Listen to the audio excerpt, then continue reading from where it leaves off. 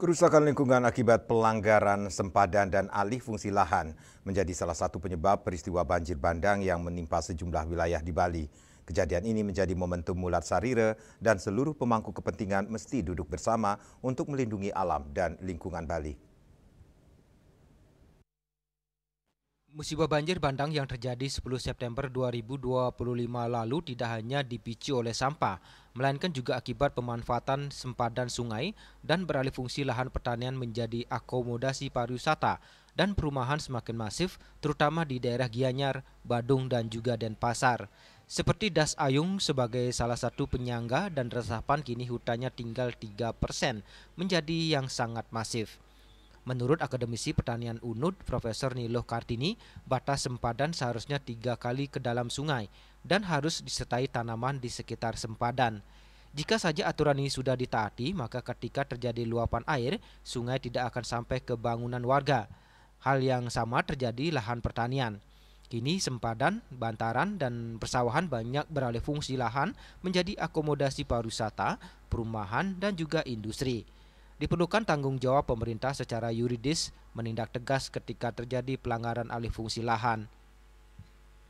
Apalagi Bali memiliki filosofi Trihita Karana, sehingga hubungan manusia dengan lingkungan harus menjadi prioritas utama untuk keberlangsungan hidup masyarakat. Pihaknya menyebutkan bahwa perlu ada peraram menjadi lingkungan di desa adatnya masing-masing. Masalah sungai, sempadan sungai 3 kali kedalaman, dan kita lihat bersama, jadi sudah terjadi pemanfaatan sempadan sungai itu sehingga bangunan itu pas di tepi sungai. Nah inilah yang menyebabkan air itu tidak bisa elastisitas. Nah kalau seandainya sempadannya 3 kali kedalaman sungai, berarti bangunan itu tidak akan kena. Nah ini yang perlu digarisbawahi.